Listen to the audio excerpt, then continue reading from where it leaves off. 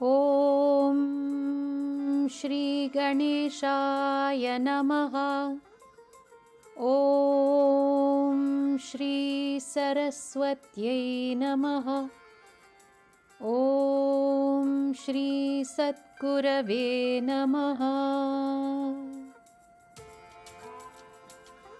Hari Om Tat Sat, dear sadhakas. Wish you all a joyous Ganesh Chaturthi.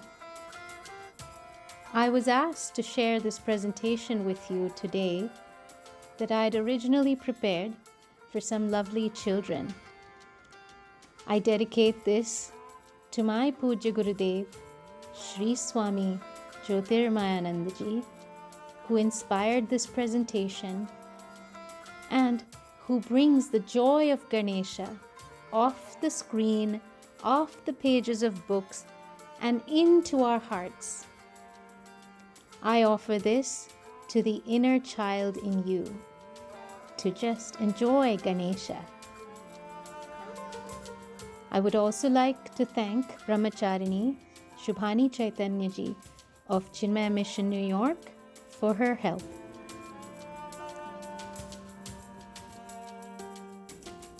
Ganesha is also known as Gajanana, the elephant-headed one.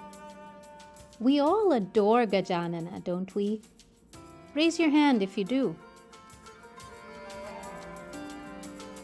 Now, if I ask, would you like to look like him? Perhaps far fewer hands would go up.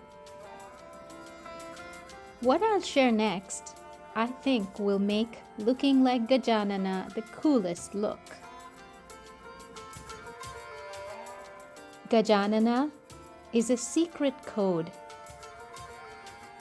All of the images of Bhagavan are secret codes. The rishis were great encoders.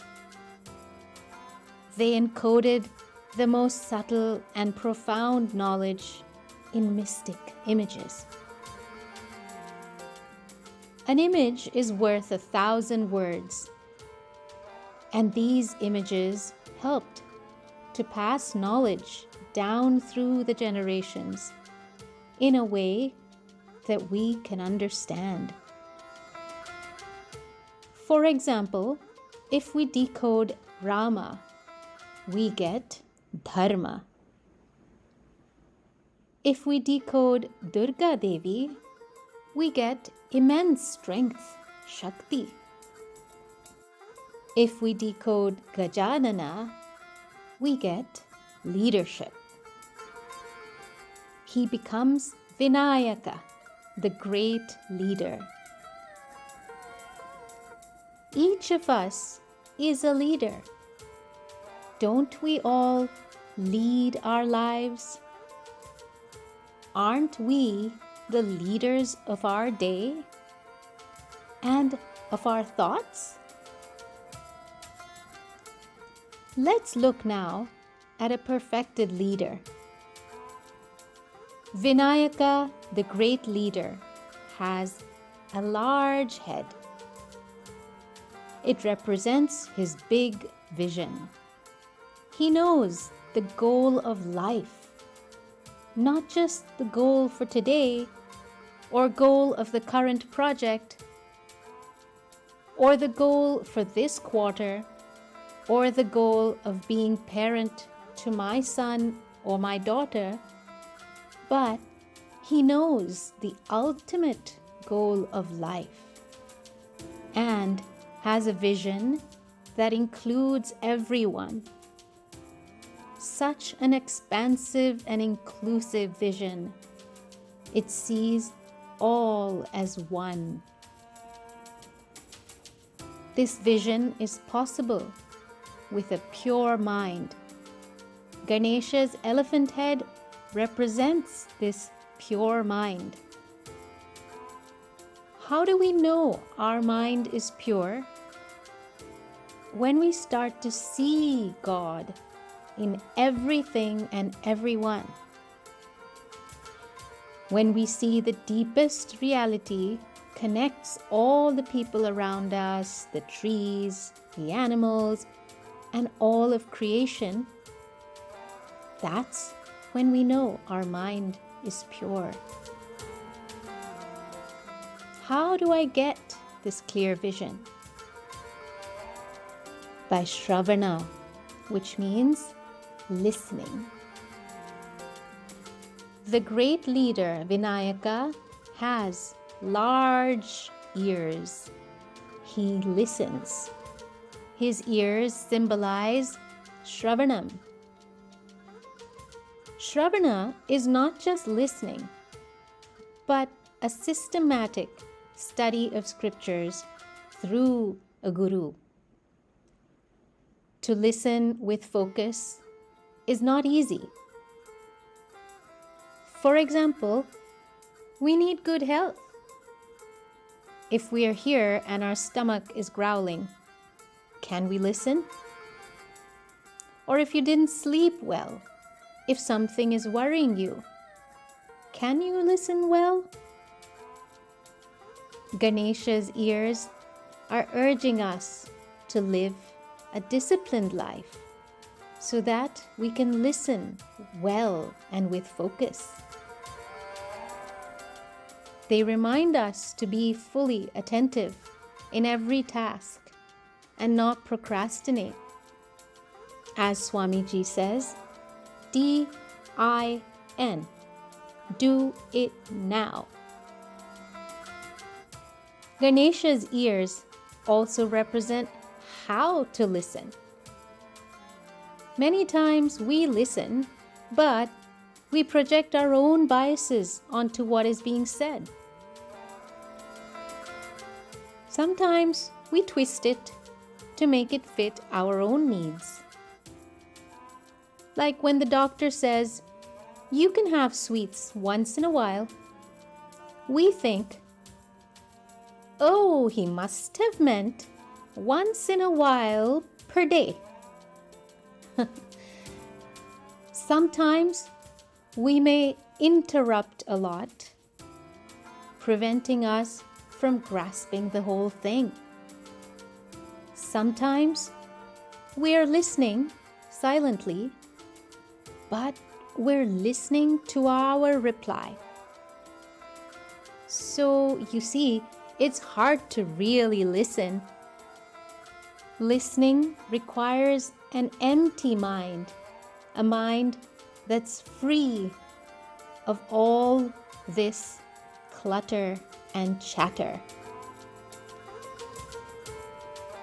We need a truly silent mind. Did you notice the anagram of silent is listen? The great leader Vinayaka has a trunk. It can uproot a big oak tree, or it can pick up a delicate flower or a needle, or gently bless a child. It is able to discriminate in both gross and subtle planes. In the gross plane, such as, should I go to Vegas or to the ashram for Thanksgiving break? Should I watch TV or should I listen to Swamiji? Should I eat sattvic food or eat rajasic food? What helps us decide? It's our vision. When we remember that life is for purifying ourselves, then our choices become clearer. If I watch TV, I'll be entertained, but if I listen to Swamiji, I'll be enlightened, eventually. Similarly, discrimination enters in subtler aspects of our sentiments. What thoughts should I entertain? Should I stay angry with this person, or could I smile at them? Should I let my mind harmonize with people around me, or stay in conflict? For this, as Swamiji says, we need a nose that knows. The great leader Vinayaka has one tusk. Two tusks imply raga and dvesha, likes and dislikes. We often have two paths in any situation, one that we like and one that we don't like. Ganesha's one tusk means he's gone beyond both, experiencing the essence of Vedanta by being Vedanta,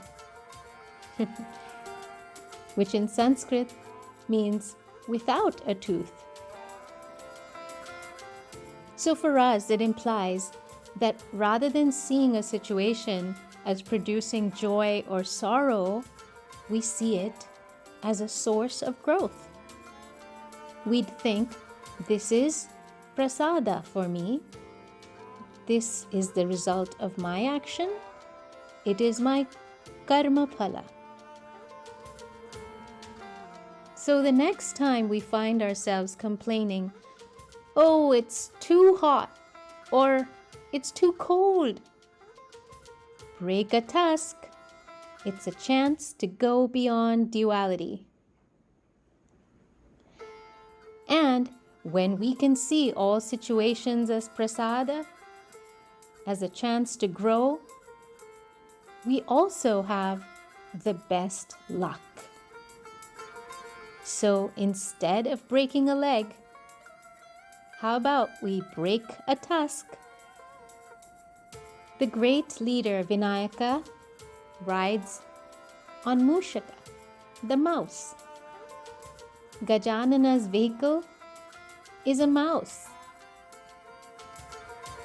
As Swamiji says, the modern world is well accustomed to the mouse button. And this mouse symbolizes a vehicle of knowledge that opens into mystic insights. Now that we know what the wonderful qualities Vinayaka symbolizes, wouldn't we want to be Vinayaka and put on our Gajanana head? As you can see, he has all virtues. He's not only Ganesha, the leader of Ganas, but Ganesha, the Lord of all virtues. Hari Om Tat Sat. Boliye Shri Ganesh Bhagavan ki Jai, Umapati Mahadev ki Jai, Shri Sadgurunath Jyotirmayananda Maharaj ki Jai.